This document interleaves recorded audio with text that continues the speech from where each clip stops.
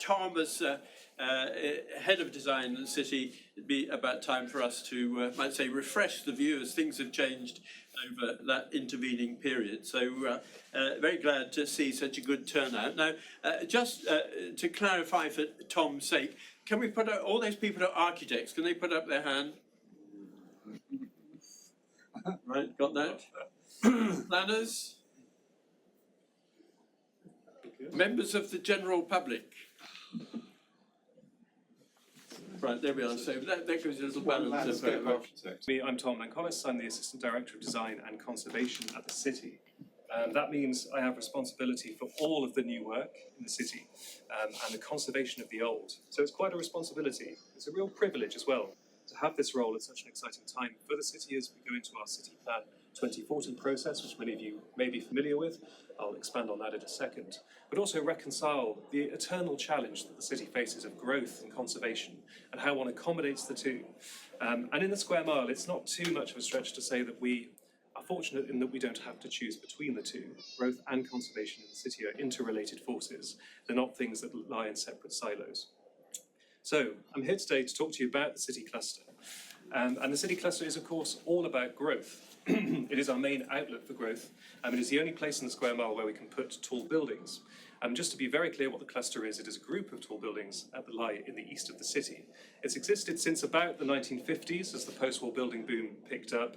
One undershaft, the first commercial office tower raised in what would become the cluster, is approximately here. We have a new consent for a remarkable scheme there by Eric Parry Architects, consented last year for the apex, what will become the apex of the cluster. And part of the themes of this talk really is to take you on a journey through what is essentially, and probably always will be, a work in progress. The cluster will never be finished, I think, not by any sort of normal definition of that term. And the excitement is seeing how it will grow and trying to predict how it will grow and how to accommodate all kinds of growth and change and the defiance of orthodoxies that comes with doing towers of this sort of scale in such a historic place.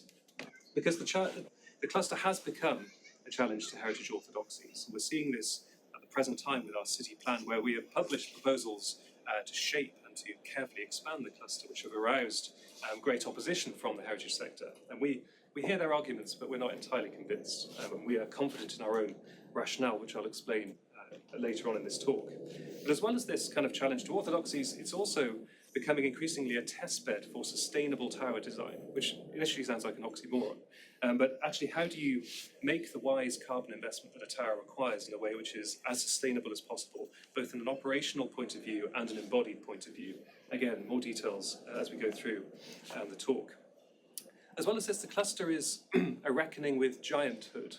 So we are in a phase of gianthood, which is my term for the tall building era that we now live in.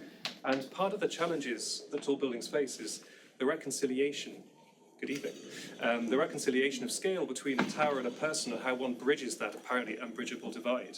I think if we can do that, and if we can make the case for height, we should be happier as a society, ultimately. And finally, of course, it is a work in progress. And this captures only a moment in time. I think we shall only ever know the cluster as a series of moments in time. It shows the consented scheme at one undershaft proudly standing in the middle, which you'll have seen much in the press. We're really proud of this project, and Eric Parry's team have done a great job. Then the more established, long-standing features of the skyline. 22 Bishopsgate here, currently the tallest building in the cluster, and again, a fantastic, very unashamed optimization of its site, this beautiful crystalline form. And the cheese grater, which needs no introduction, the Lloyd's building, still less an introduction, although now quite a diminutive building in the context of the cluster rising around it. And the Lloyd's building is something of a golden egg in the nest, increasingly. As it becomes surrounded by towers, it loses its skyline presence, but it enhances its ability to surprise, which is very important. Anyway, so the cluster is all about growth, and this is visual shorthand for that growth, or rather longhand. And this is the hand of the Colossus of Constantine in Rome, which many of you probably have seen, a larger-than-life size statue of that great emperor. So The city, for those of you who don't know what the city is, I'll just quickly rattle through this. We generate over £85 billion a year in economic output. We employ or we accommodate in the city, in the square mile, over 600,000 people a day, which is really quite an awful lot for such a small area. And as a result, we are pretty important in driving UK and London's productivity and growth. We've always been this way as well. We've always been a financial centre. Since the founding of the city in the 1st century AD, we have been a place of trade, of commerce, of exchange, of commercial activity. And there is a kind of unbroken continuity there, broken only briefly in the Saxon period, of a kind of living tradition of economic activity, which sounds kind of vaguely philosophical, but it is important, and I'll come back to why later. And we face challenges also. So between now and 2040, we need to find a minimum of 1.2 million additional square metres of floor space to maintain our headway. So it's quite the challenge. The cluster is the main outlet for this, and the reasons for that will become clear as we go through. As well as this, though, the city grapples not just with growth, but also with conservation. We are very fortunate to be the custodians of some of the finest buildings, landscapes, views, etc. In London. And actually we have over 600 listed buildings, we have over 50 scheduled ancient monuments, we have over 28 conservation areas. We are crisscrossed by some of the most sophisticated view protection systems in the world. And so we have to find a way to deliver growth amidst all of this. But again, going back to what I said earlier, it's not that we have either growth or conservation, we have growth and conservation. The two are not siloed apart from one another in a place like the city, with its Roman archaeology, its medieval street pattern, and the need to deliver hypermodern office towers. There's no way you can treat the two things as separate, and especially with our continuity of economic purpose, these are different chapters in the same story, ultimately. And once one enters that conceptual frame of mind, I think skylines like this start to make more sense. And here you can see Wren's masterpiece, St Paul's Cathedral, and the new chapter of the city skyline being written by the cluster. Here's 22 at the apex, recently consented in 99. Bishopsgate, fantastic RSHP scheme, forming a kind of northern shoulder to the cluster and defining its edge there. And then we have the valley through which St Paul's silhouette is cut, with buildings leaning out of it to maintain the pristineness of its silhouette when seen from Fleet Street. Other valleys cut through here, and then finally our old friend 2220 Fenchurch Street. And I'll come on to that particular building later on. That hand is the hand of the Colossus of Constantine I showed you earlier. Because although we've been in an age when we've been building tall buildings for quite some time, they still arouse controversy. And they still can be the most controversial of the developments we see in the city. And there's several reasons for that. I think, one is NIMBYism, and that is understandable if sometimes very difficult to deal with. But I think there is something more primeval still at work, and it's the scale and the struggle to bridge the chasm in scale between a tower and a person. Simply put, tall buildings can be thought of as modern giants, actually, and they are alive, like giants are, in a way, with their hot veins, their ability to breathe, their intelligence in some cases, their security systems, their ability to recognize faces. And like giants, tall buildings can devour us. Thousands of people enter the towers of the cluster and leave again every day. But I think there's some courage and some wisdom to be gained from this, because in the stories of the giants, human beings always come out on top. And we do so not through displays of brute force or growing ourselves to those scales, but by through outwitting them. If you think of Odysseus and the Cyclops, and think of Jack and Blunderbore, and think of David and Goliath, we defeat the giants, we tame them through our wit. And so, folks, we have to use our wit to make the case for height, quite simply. And the cluster is the area in the city where we do that. And in the city, what that means is ensuring that towers of the future tread more lightly on the skyline, are leaner and greener, bring the public up to the heights that they annex, and celebrate their ancient footings. And there's a lot of that in the city. And finally, come forward as part of an overall plan for growth within reasonable limits. I'll come on to that shortly. This is a lovely drawing, by the way, you probably know of, by Fuseli. The artist despairing before the remains of antiquity. And we don't despair, though, before our remains. We celebrate them in the city. And this is something you may have seen in the press recently, the foundations of the 1st century Roman Forum Basilica, which was the building in early Londinium from which the city was governed and where trade was concentrated. It lay just sort of basically across the junction of Cornhill, Bishopsgate, Gracechurch Street and Leadenhall Street. And this was found underneath an office building on Gracechurch Street, and it's a really lovely, quite sizable chunk of the remains of the east wall of the Forum Basilica, what probably was called the Tribunal, which was where the magistrates and the governors actually stood. It's thought that Hadrian himself might actually have sat on this wall, or the parts of the wall further above. So really quite breathtaking to be brought so closely into touch with a very, very important part of Roman Londinium, the place where our economic history as a city of London all began. And it was discovered through archaeological work ahead of delivery of this scheme by Woods Bagot for Heshton Properties. So this is 85 Gracechurch Street, which is quite an unusual tower. As you can see, it has a kind of pale masonry serrated form that rises to a kind of pseudo-temple, which actually houses the plant room. And I want them to call it the Temple of Aeolus, the winds, but they have rebuffed me so far. Let's see. And basically, we knew that the Forum Basilica would be under this site, or parts of it might survive, but we didn't know for certain. And so discovery was made. I had a phone call from a very nervous but excited planning agent saying, "You'd better come to site and see what we found." And in the end, we've managed to rejig the scheme to deliver not only a public exhibition to these remains, so that the public can enjoy them and be brought into the same contact with Roman London's history as we can as professionals, but also deliver 35,000 square metres of grade A best-in-class floor space. So, folks, this is growth and conservation simultaneously, as I said earlier. And we delivered this scheme, this consent, in 2023, despite significant opposition from the heritage sector. And we look forward to their response to the revised proposals. So, another scheme I wanted to just highlight, because it's actually being built, which we're very excited about, is 50 Fenchurch Street, which is an Eric Parry scheme for an office tower just south of Fenchurch Street on the former Clockworkers Hall site. This would deliver something like 88,000 square metres towards our overall target, which is brilliant. But it also incorporates and celebrates the heritage at its feet. As you can see, it opens up and reveals and conserves the medieval church of All Hallows staining church tower here, which is this lovely, very diminutive thing, very, very tiny in scale, very unusual, which was bought by the clothworkers some time ago. It also delivers a clothworkers hall, a new hall for this ancient livery company shown here, the green faience.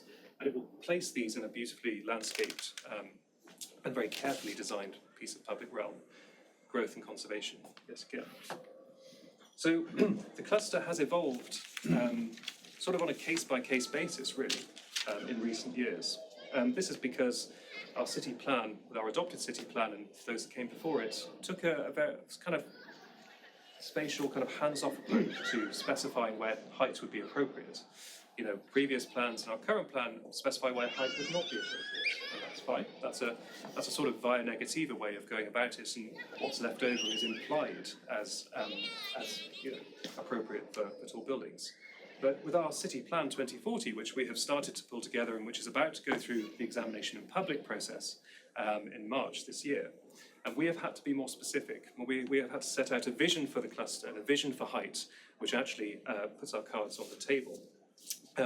So as part of this, what we have done is devise a tall building strategy which shows where we'll accommodate the 1.2 million square metres of floor space that we still need to provide, whilst also minimising the possibility of harm to the most important heritage assets in the city, which is the right kind of level of thinking for this strategic plan-making stage.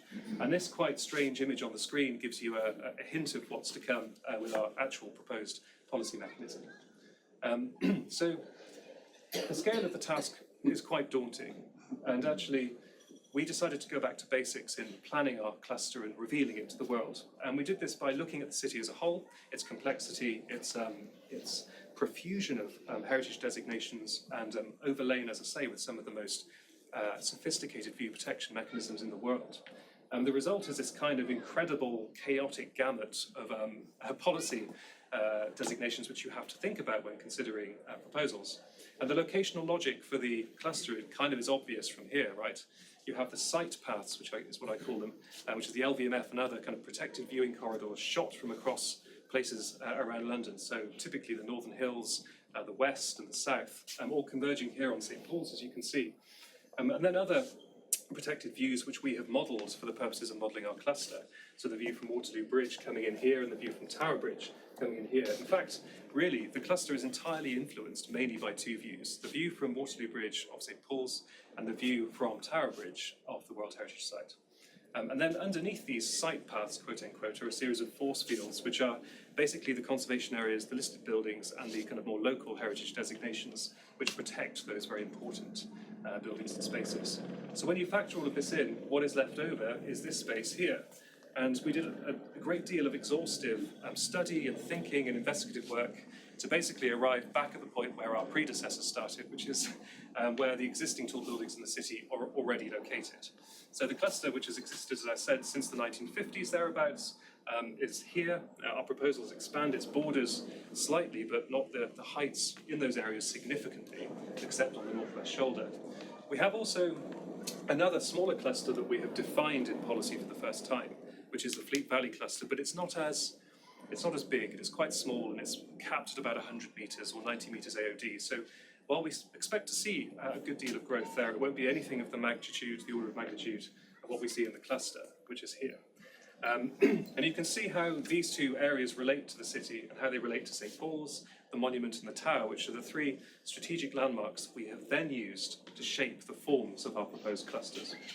And the result, folks, is this, our flagship policy, which is the contour line model that we are going to be using to evolve and consolidate the cluster over the next 20 years, give or take. And you can see at once that it's a thing of amazing complexity, but also, in a way, simplicity. It depicts the cluster as a kind of mountain range, and we've used ordnance survey methods to arrive at our depictions of height and where it should go. I should say that the London plan requires us to set out not only where tall buildings would be appropriate, but to what heights. And in a place as complex as a city, how does one even begin, and small, how does one even begin to go about doing that? So we thought, well, actually, these lines represent the reasonable limits of the growth we need to accommodate. They actually really describe the form of the cluster as it currently is, give or take a few schemes, particularly down here. And you can see kind of clearly where the apex lies, 22 Bishopsgate, the northern shoulder, the channels for the Fleet Street views of St. Paul's Cathedral, and then the gentle tailing off down towards the World Heritage Site in a series of foothills to preserve the open quality of the liberties near the White Tower. So we're very proud of this mechanism, this design. It's very complex, but we think it will achieve what we want it to achieve, which is not to impose dogmatic and very precise control over the design of tall buildings and their heights, because we don't want to do that. There's a whole gamut of forces involved, as you all will know, in delivering the design of schemes and actually building them. Planners just have one role in this process, albeit an important one. What we want to do instead is give flexibility for individual schemes to be the best they can be, without necessarily having to conform to an absolute shape, like a 3D mould or jelly mould, as some people may have heard of, blancmange, which is how we thought of the cluster initially, a kind of gigantic purple shape, which kind of you had to fill out with schemes to describe an overall shape exactly. This instead is more of a framework. It's like a wire trellis in a garden. You know, you plant towers on individual sites and they grow up it and achieve approximately the heights, approximately the shape that is shown here. But this only suggests the shape. It is not itself the final shape of the cluster. And that goes back to my original point. This is a work in progress. We can't ever plan it too rigidly. So, one of the key influences on the form of the cluster, and indeed I think on our thinking of height as well, really, is London's oldest tower. I think it is London's oldest tower. I need to check that. But the Great White Tower of the Tower of London, which is shown here in its feudal age, before things changed around it, when it was still a royal fortress, when it was still a symbol, very much a symbol and a live one of royal power. It was built in the 1060s, 1068, I think construction started as a way for William the Conqueror to dominate the city of London, to control it, but also to protect it. It had a dual function, and since then, an internationally famous silhouette. Times have changed, of course. The city has continued to grow, while the role of the tower and the role of the monarchy has changed in a different way. And that is fine, that is life, that is history, and that is the future. Very kind of significant, but it should be tolling as I say that. Don't read anything into it, folks, please don't. And there are those, I have to say there are those who say of the tower that it is vulnerable to change in its setting, that we should be concerned about it, that it is sensitive. And it is. It's a historic building. But I think this kind of misses the point, because the tower has, for the last 20 years, while formal policy protection mechanisms have existed, has exerted enormous control over the environment around it. Enormous control. It has probably the most wide-reaching spatial range of any 11th century Norman fortress in the world. And I think we should be celebrating this as a success story, actually. If you look at the way the liberties and the area around the tower is completely open and free of tall buildings, free of height, free and but full of sky. If you look at the way the existing cluster tails gently down towards the White Tower's silhouette when seen from this one point, from 10A.1, from Tower Bridge, which is always considered to be the most sensitive view of the tower. You know, this is a tower exercising a form of visual feudalism, if you like, over its surroundings, shaping the city beyond it in the most extraordinary way. I think this is something that doesn't get celebrated enough, and I think we should. And it is something we do celebrate and we do observe in our city plan proposals. So this is the cluster in 2040. The purple haze you see there is an illustration of the contour lines because they're too complicated to show against a backdrop of towers. And we maintain that same deference, we maintain that same kind of gentle decline towards the White Tower. The White Tower has shaped this view, this proposed view, as it would shape many others. And actually, as you start to walk around and consider it in more dimensions than just two, one sees that the tower very much, under these proposals, we feel, would retain its commanding presence and its gravitas and its sense of being an internationally famous monument, with a relationship with a city that has now changed, but it's still exercising influence, it's still exercising a form of power to illustrate its original role. And actually, I think we need to move beyond the language of sensitivity and the grammar of vulnerability when it comes to talking about heritage assets. We must recognise them for the very resilient entities that they are. How have they survived for so long? Can change in their settings really be so harmful? I mean, it can in some instances, but we need to, I think, make sure we are also celebrating what is resilient. Now, just to show you this, as a reminder, I suppose, of our age in the city, this is a lovely thing which you may have seen actually. So it's a writing tablet from mid-first century Londinium, actually spelling the word Londinio, but it's one of the earliest depictions of the name of the city which has been discovered. At least it was during the Bloomberg excavations where it was found. And it's just a reminder that the story of the city, and the story therefore of the cluster, is one that has been long in the writing indeed. And the cluster and this tablet share a kind of intangible connection of continuity of purpose. And I think that is an important thing to think about, because while built environment, built form, space, buildings all have a great importance, we must not lose sight of the things that occur within them and the activity that is generated within their walls and without. You know, to use another example, the tower and its ravens and its beefeaters all combine to form this quite special enclave. The living traditions and ceremonies that are held here are of special importance. If the ravens and the beefeaters were to depart, the tower would be a very different place and all the poorer for it. And so similarly, when we think about the city's animating dynamic purpose of being a financial centre, once one starts to see the historic buildings and the modern as sharing the same story but being different chapters, I think views like this should start to make a lot more sense, and that one isn't seeing old and new kind of competing with each other or clashing, but simply coexisting as part of the same story. And with that in mind, you know, thinking about the cluster, we sometimes think it's not just a question of growth and conservation. That the growth of the cluster is the conservation of the city's living economic tradition.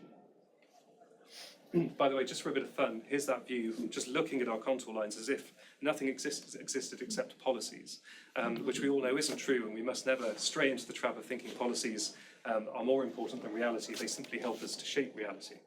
And I suppose in that vein, reality is important, and use is especially.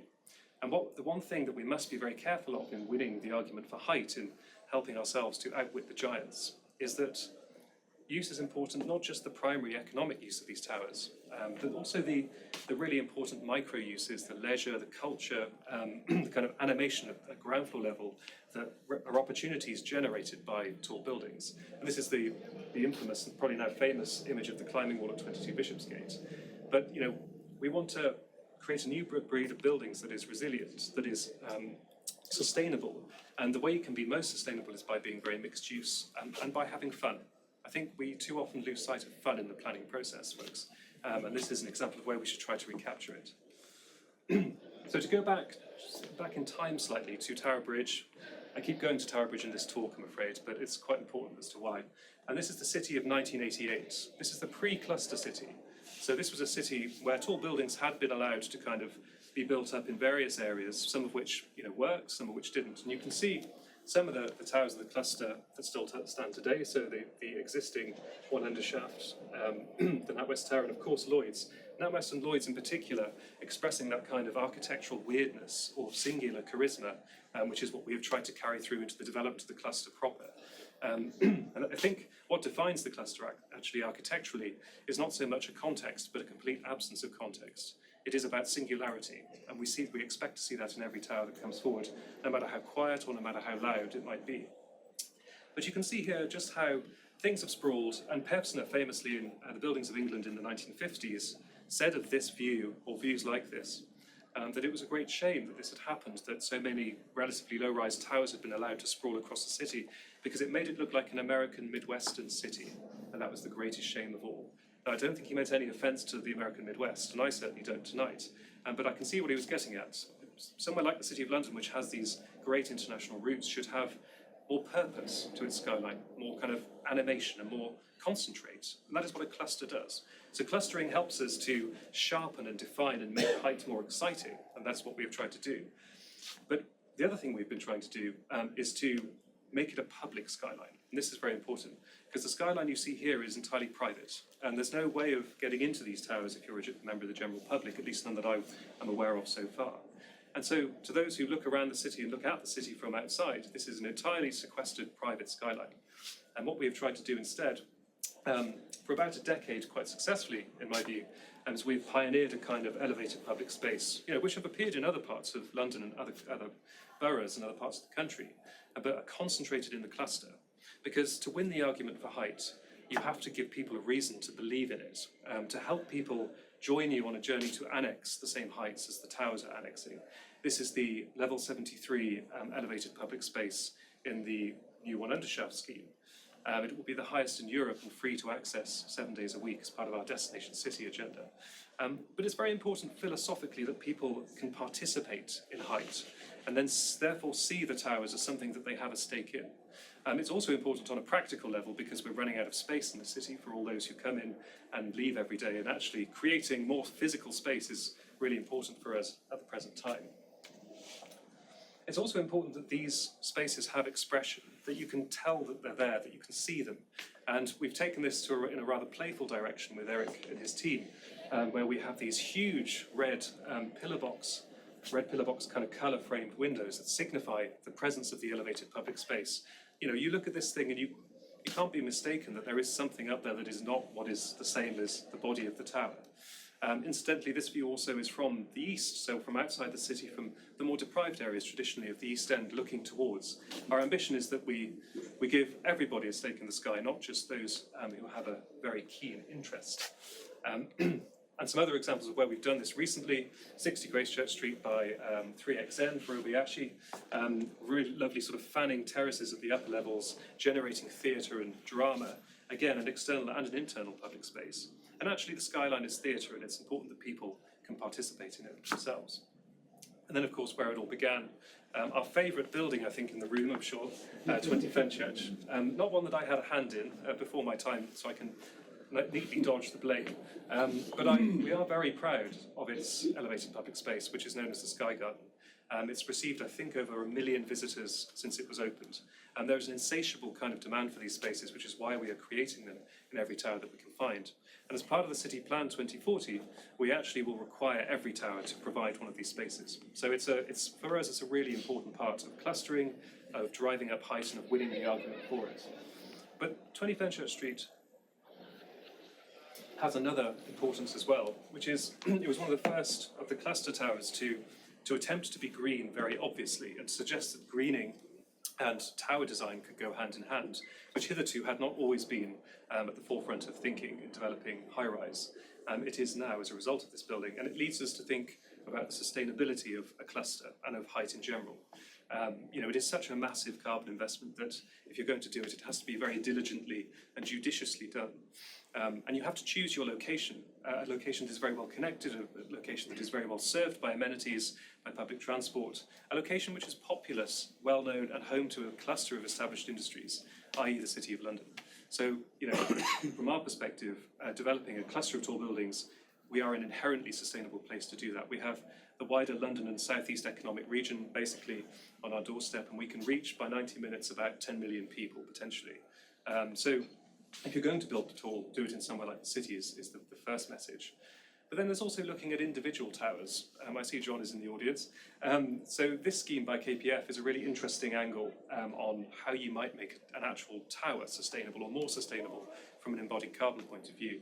There was a previous consent for this site from 2020, I think, which demolished the entirety of the existing building, which is fairly low rise, and built a similar tower on the site. Now, the architects and the agents came back in and they said we'd like to reuse more. So we've ended up with this amazing solution where about 60% of the structure is retained.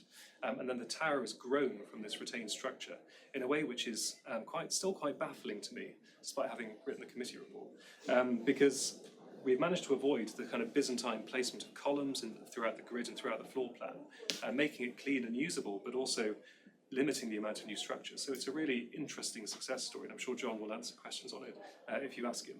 And then, of course, we turned the existing building into an urban quarry, and quarry its materials a bit like a former BT building near here, to face the podium. So we have a really, on the whole, very good, very unusually good sustainability story here. And the architectural dressing being quieter than perhaps some of the other towers feels appropriate too. This building is saying to you, I don't need to shout as loudly visually because I have an inner meaning, which is more profound. And there was another point really in all of this, when thinking about the cluster. A cluster is a group of buildings that may have a role to play in a changing climate. Here is a map, sort of animation from 2020 produced by RWDI, the consultants, which shows a typical midsummer day. Here is the cluster, approximately here. You can see how it stays relatively cool as the city around it heats up and then cools down again, more specifically. And if we fast forward to 2050 and look at the same area, the cluster, the picture becomes quite stark actually. And we're embarking on a series of research with RWDI and other consultants to really understand what this might mean for the development of the cluster as a group of tall buildings, and how we might factor considerations stemming from this into tower design, and so on and so forth. The reason it happens, as you probably can tell, is because the towers act as giant sunblocks, but also air conditioning units that pull down cool air from the atmosphere above and disperse it at ground level, also dispersing pollutants, interestingly. So although the cluster on a December day can be quite a forbidding place to be, in a changed climate, which we must all grapple with, it could actually start to offer some respite, very interestingly. And as I say, research is just starting into that, which we're very excited to understand the meanings of.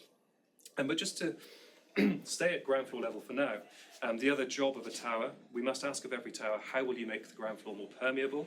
How will you enable people to move around far more easily so that the city's over 600,000 workers and inhabitants aren't fighting for space? And it's pretty easy, and it's been done in a lot of cluster schemes now. The latest is 99 Bishopsgate, where we introduce new routes through the sites to connect up with others. So the consent for 55 Bishopsgate is just there. People can thread their way through these new sites, opening up lost cataracts of the city to explore, animated with F&B uses, innovative uses, and ground floor activation. This is a kind of internal F&B city market, a bit like this will be the kind of northern departure lounge for the cluster, or the northern arrival lounge, if you like. And we hope that it'll become a real gateway into the cluster from the north. Because actually, this is on the alignment of Old London Wall, and here is the Pavilion Culture Building for this scheme, which is called Open Gate. And the idea of openness of gateways no longer having doors that slam shut, of inculcating a kind of cultural offering in the cluster, and dispersing through mixed-use buildings, uses that are not just economic, primarily economic, but are also cultural, which appeal to such a huge audience is really key for us. And actually you can see, well, you probably can't tell from this building, but it has maker studios, artist studios, dance studios, and also a place to consume the culture created therein in the form of an auditorium. So all of this is informed by our culture planning framework, which sits underneath the city plan, which helps us to make the cluster as diverse and fascinating as it can be. Away with the monoculture, is what we say. The difficulty with a cluster, as I say, is it is a work in progress. And at some point you get along with the diagram and you discard the diagram because you realise that nature will take its course. And we hope very much that the cluster remains to an extent undefined. We would not have drawn the contour lines in the way that we did if we wanted to impose an absolute control over its final shape or form or appearance. we leave it to everyone in this room to do that, actually. We wouldn't want to deprive you of jobs. But I think how it will unfold and how it will minimise kind of possibility of harm to the city's heritage assets and the skyline is something we feel we've managed to achieve with our contour lines. So here is the cluster of today from Waterloo Bridge, and here is the cluster of tomorrow, approximately, with all of the consents forming the future baseline. And you'll see that it's really not that much different from what we already have. What we're trying to do is gradually, carefully expand it and raise people up to the tops of towers, the general public, celebrate the ancient footings that these towers stand on, make them leaner, greener and cleaner, but above all, maintain that really important and very distinctive economic story the city has. This is, hopefully, folks, the next chapter of many still to be written. Thank you very much for listening. Any questions? First of all, Simon Child, I'm an architect. Thank you very much indeed. I'm sure we all enjoyed that talk and presentation a lot, and to understand how the city will continue to grow. My question really is, obviously there's always been an emphasis on commercial growth, and a lot of the towers that I was looking at, I was thinking that they are primarily still office commercial floor space. Obviously there's the cultural aspect. But you talked about mixed use, lack of or getting away from monoculture, and I know the city is encouraging more people to live in the city. So my question to you really is how, with those kind of tower designs, with daylight, sunlight, etc., it's quite difficult to achieve mixed use buildings involving residential. So how does your sort of aspiration for introducing more residential into the city mix with the aspirations that you've outlined so clearly this evening? Thank you, that's a very good question. I think we will always welcome very modest amounts of new resi in our existing resi clusters, so mainly around the Barbican and in other parts of the city. So we don't see resi as being something the cluster needs to grapple with.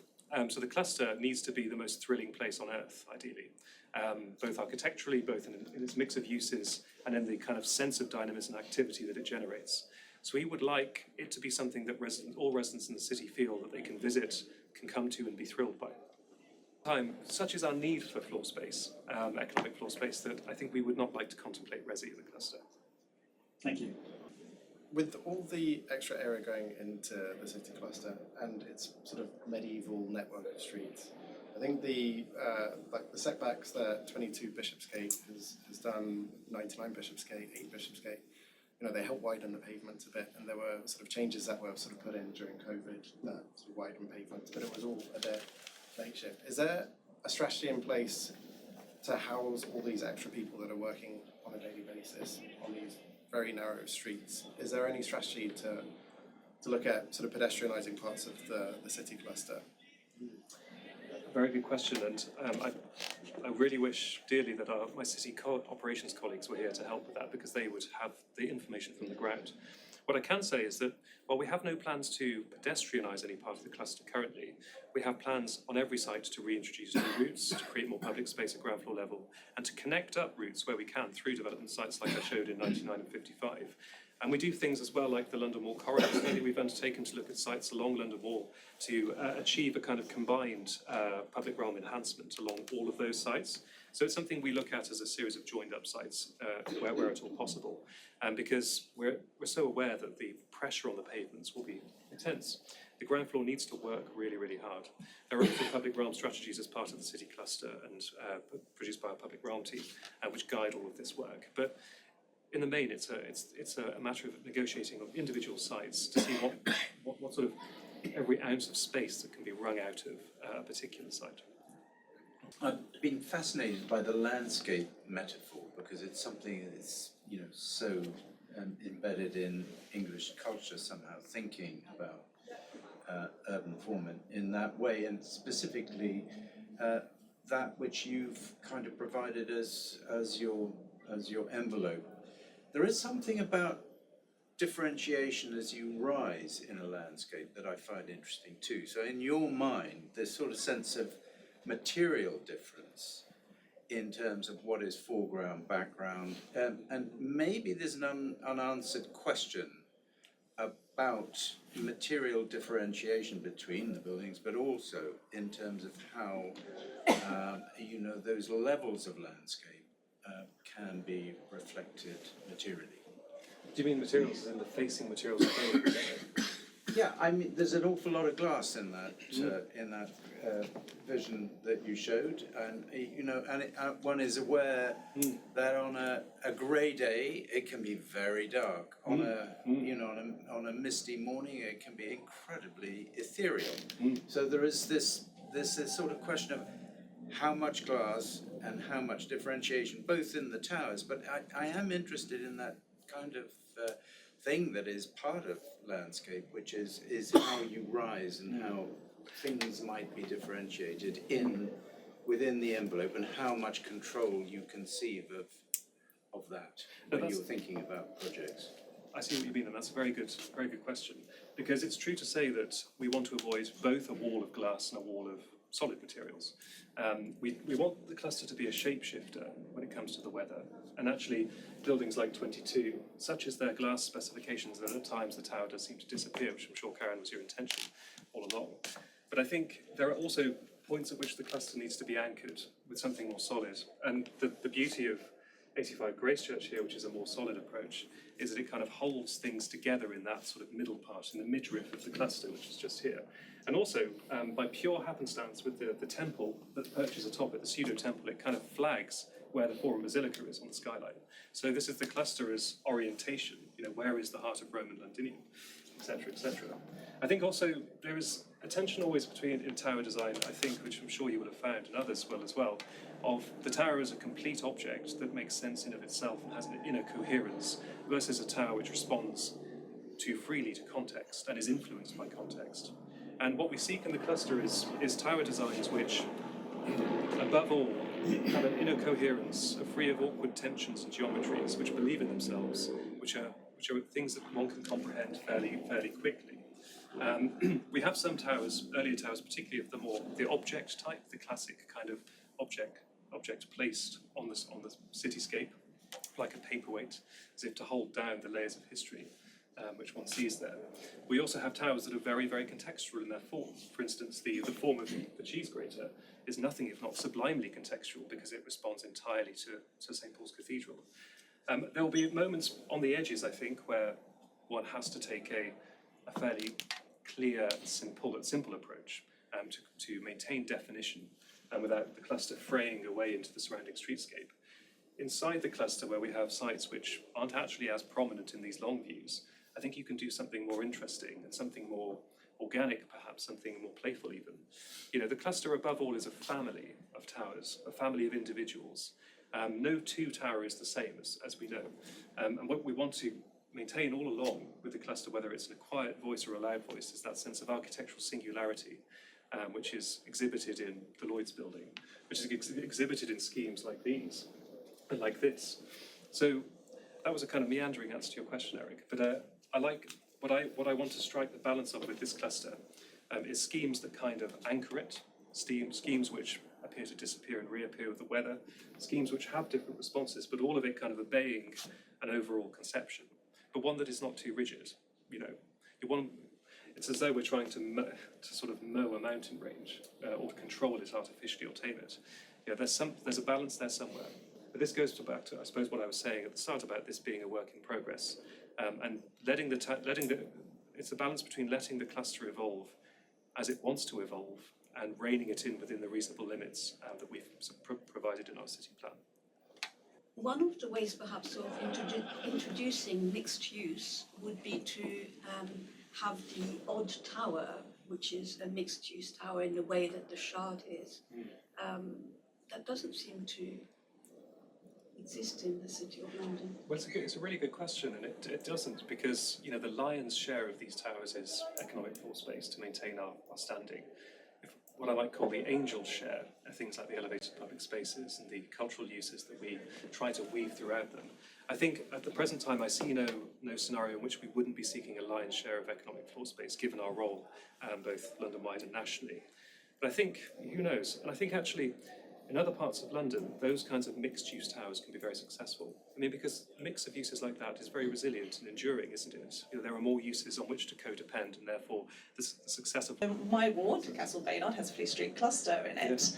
So I'm going to ask two questions, if I may, one under each hat. The first one is to do with heritage, of course, so specifically with Historic England. So, of course, they've been warning and making it quite public about severe harm from the City of London's local plan, heritage assets being affected, St Paul's Tower, Tower of London, etc. And then you've also got UNESCO probing the impact of more city skyscrapers on the Tower of London. So under that sort of context, I want to ask, how is the City of London responding to those concerns? And my second question, wearing my aldermanic hat, is we've got quite a few tall towers coming in Fleet Street over there. They're very welcomed, you know, some by most. I guess the perception that's on the ground is a lot of these towers come, get consent, don't get built, or if they do, they're still empty. And as much as you're crying out and telling everyone there's a need for this floor space, it's hard for the community, and that's residents, workers, and visitors, to understand, well, where is this need? Because we don't see the footfall, and therefore shops are closing down, you know, we're still a construction site for quite a few more years. So what is that messaging? How do you sort of kind of go from showing there is a need, as you're saying, and the agents are producing the report, to translating that to the ground, and why these buildings are not getting filled probably as quickly as they should? Sorry, two questions, quite a lot. Thank you for your questions, and both of them very, very topical, and they really get to the heart of things, actually, in a way I might not have done with the talk. So thank you for bringing it up. Let's just reverse ourselves back to the tower and that point, because we take our responsibilities as one of the custodians of the tower's setting very, very seriously.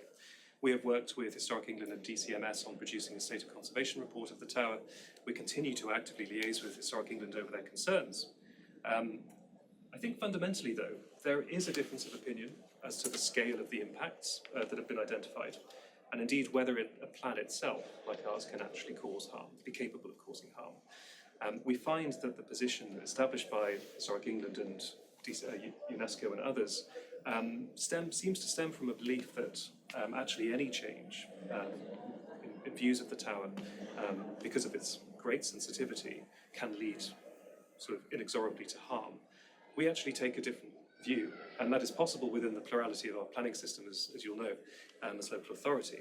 And we think that we have provided reasonable limits for growth. So the side of our cluster, which we are proposing, is entirely shaped, and indeed the boundaries of the cluster are entirely shaped by consideration of the tower's outstanding universal value.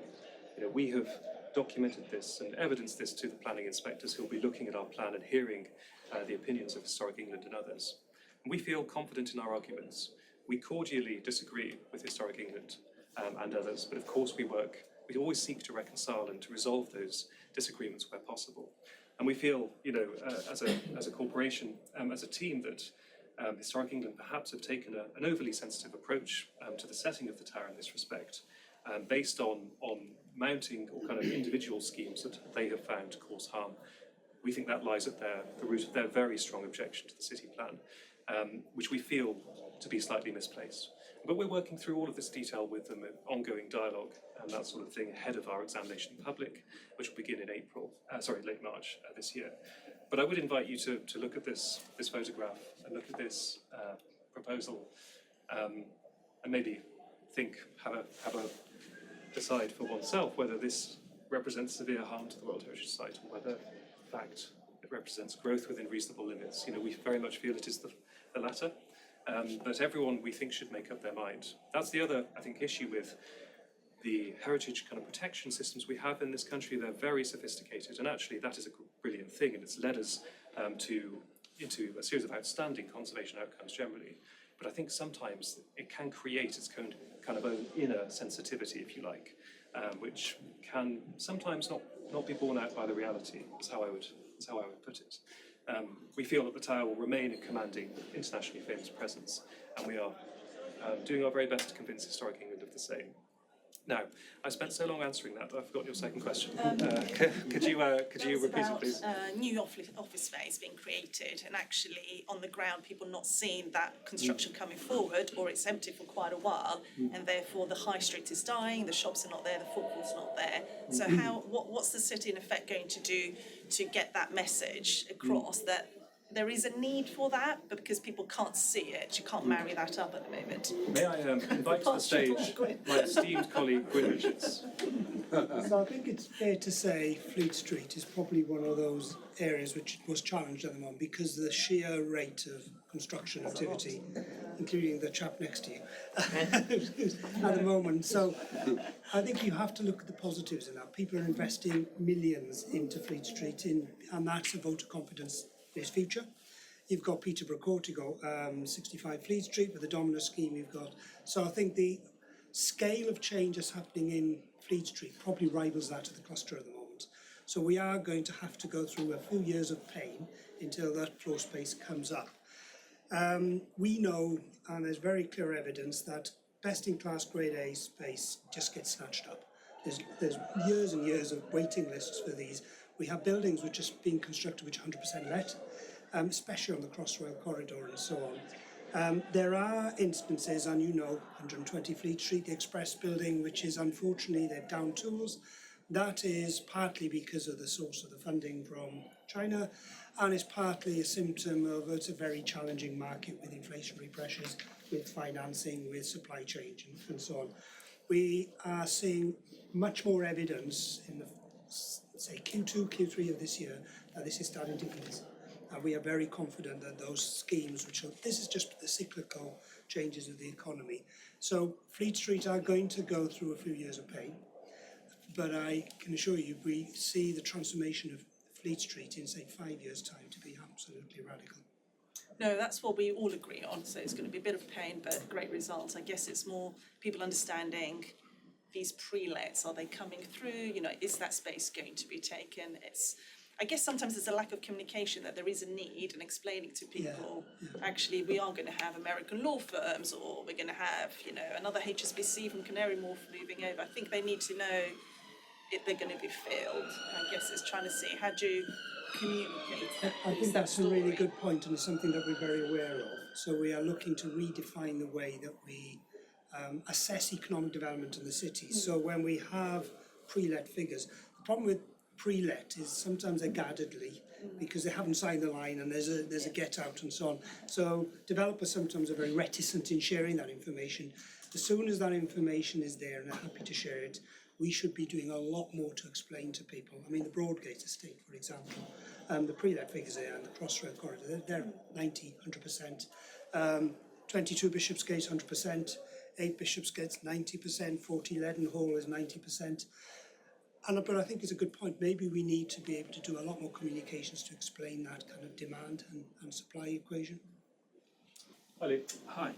The plans for the city cluster seem incredibly evolved. They one of the more sophisticated pieces of planning I've ever seen in the UK, and they seem to pay appropriate respect to the tower.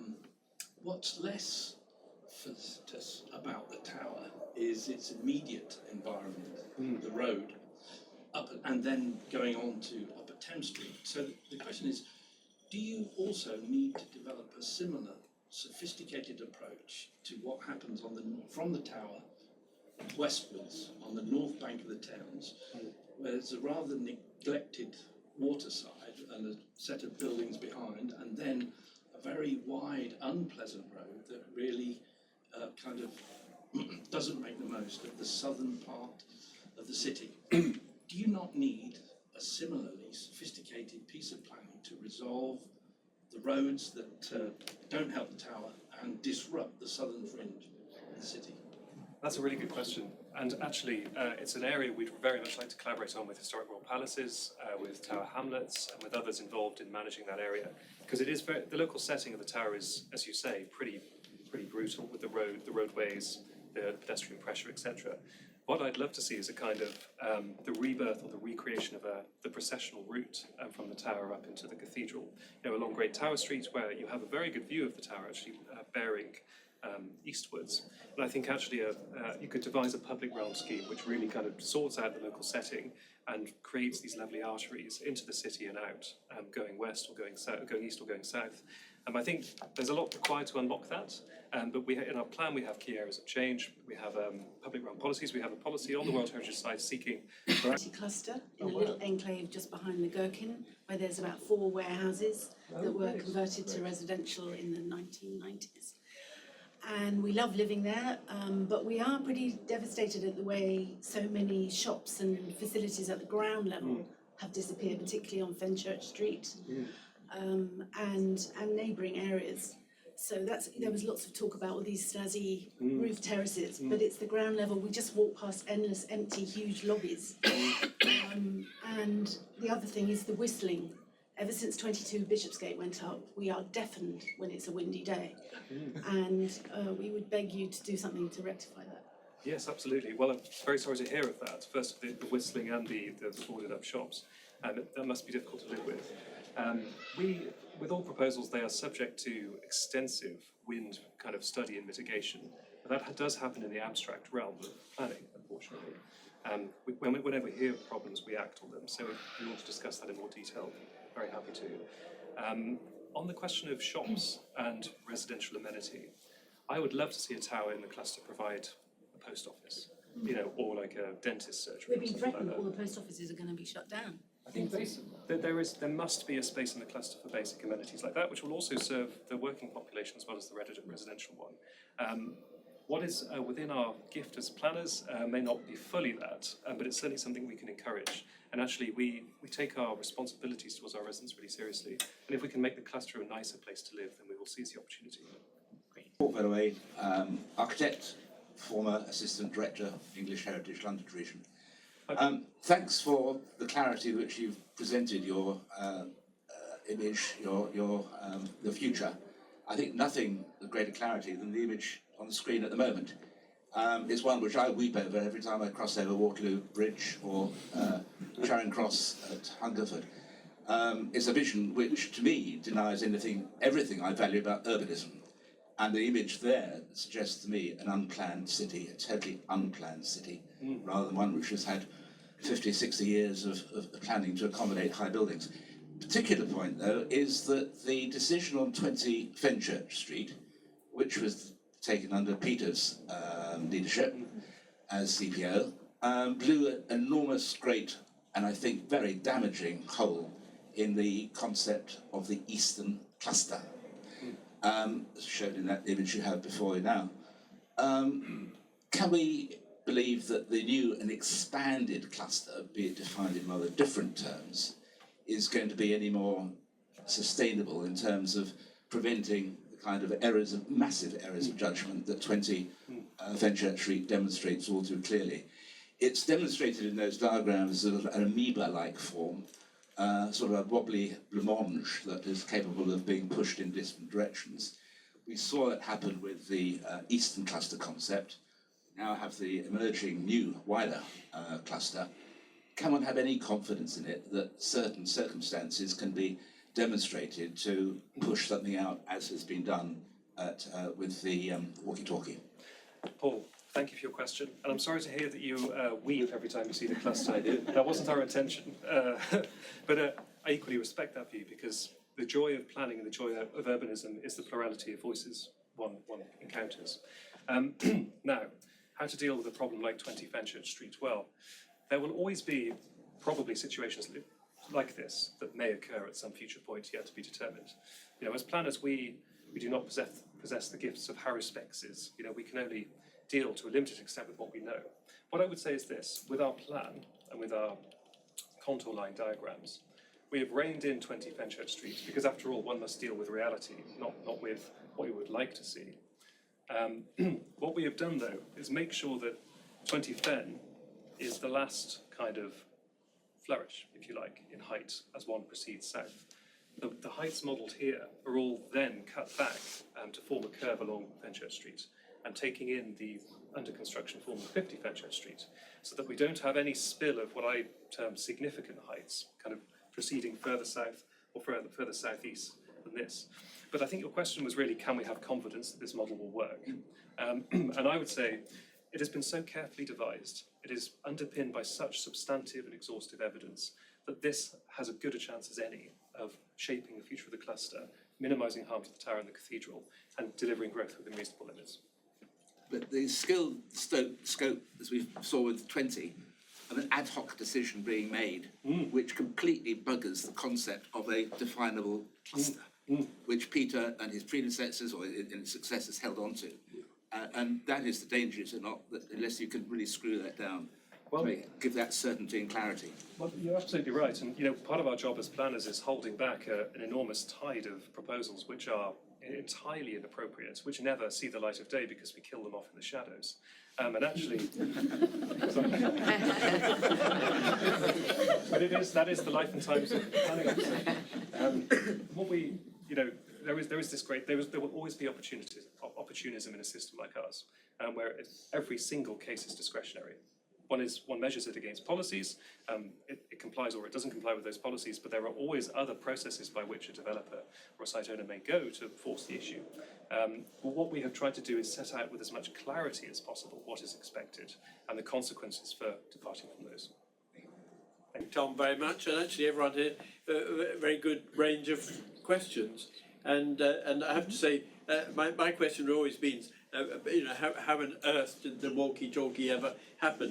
And but I feel that maybe one day we'll bring together some of the legal representation, some of the quite distinguished people who got up and spoke in favour of it, and exactly how it happened, because it seems to me, I rather agree with Paul that it was one of the big mistakes of what was turning out to be a rather picturesque cluster.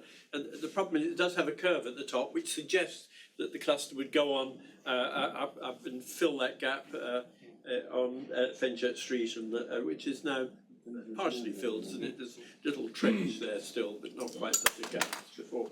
But anyway, thank you very much for explaining how you're bringing all this together, and thank you all for coming, and I'm sure everyone now feels much better informed of the way the city is planning these things, which is a very good thing. So thank you very much, Tom.